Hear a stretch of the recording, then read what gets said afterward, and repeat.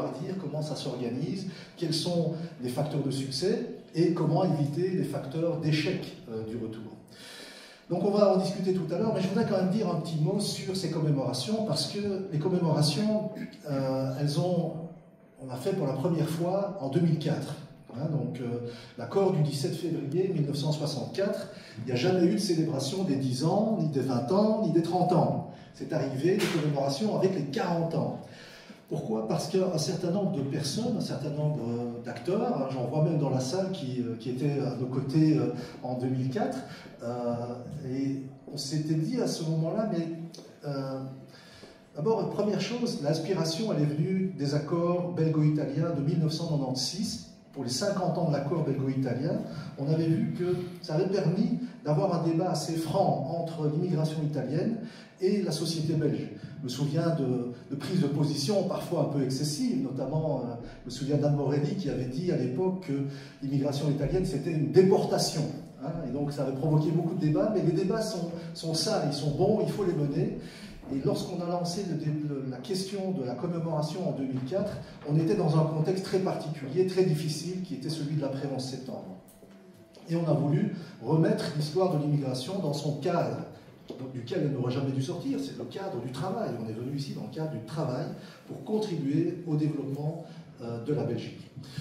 Alors, une commémoration n'est pas l'autre, le contexte de 2004 n'est pas le contexte de 2024, et aujourd'hui ce sont de nouvelles questions qui se posent avec ce que j'évoquais à propos du développement du Maroc, et donc on s'interroge aussi sur la circulation entre la Belgique et le Maroc, ce qui était moins notre problématique à l'époque.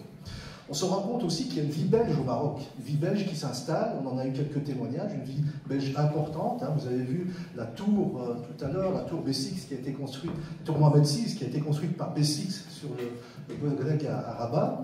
Donc on a beaucoup d'initiatives qui font qu'aujourd'hui on a quelque chose qui est un peu plus complexe et quelque chose qu'il faut un peu réfléchir. Une des premières questions qui s'était posée à nous en 2004, c'est qu'on s'était rendu compte que finalement on n'avait pas beaucoup de traces historiques. Pas d'archives, pas de références bibliographiques, peu de livres, peu d'articles. Et donc, une des premières initiatives en 2004, ça avait été de rédiger un livre sur l'histoire de l'immigration marocaine.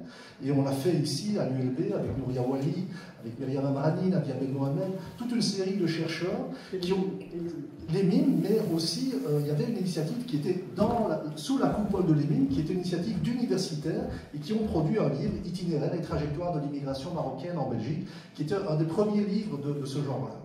Aujourd'hui, on a un peu le même défi. En 2024, un des défis, à mon avis, qu'on a en termes de défrichage de l'histoire, c'est plus tellement sur l'histoire de l'immigration marocaine, mais sur l'histoire des relations entre la Belgique et le Maroc. Alors, la Belgique a des rapports diplomatiques avec le Maroc depuis 1838, 8 ans après la création de la Belgique établit ses premiers rapports diplomatiques avec le Maroc. Des choses qu'il est important de faire savoir, y compris à la population belge, c'est que, je vais citer que quelques exemples, quelques anecdotes, mais Léopold II, qui est très connu comme un souverain belge, qui est le roi colonisateur, celui qui a colonisé le Congo, peu de gens savent que Léopold II n'a jamais mis les pieds au Congo. En revanche, il a été très très souvent au Maroc. La première visite de Léopold II, c'est en 1862. Donc avant même le congrès de Berlin, où il y a eu le partage de l'Afrique, et où la Belgique va devenir, d'abord par Léopold II, et puis ensuite par la Belgique, va coloniser le Congo, le Rwanda, le Burundi. Bien avant, Léopold II était déjà au Maroc.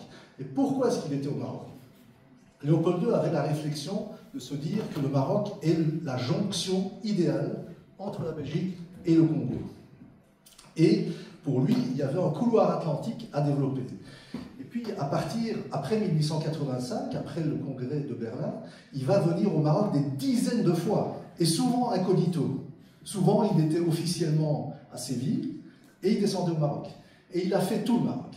La côte méditerranéenne, jusqu'à Saïdia. Il a fait la côte atlantique, jusque très loin. Donc il avait l'ambition de connecter les deux pays. Peu de gens le savent, mais il y a des rapports entre la Belgique et le Maroc qui sont très anciens. Autre exemple, le développement de l'industrie au Maroc, il s'est fait beaucoup au départ de la découverte du charbon dans la région de Gerada.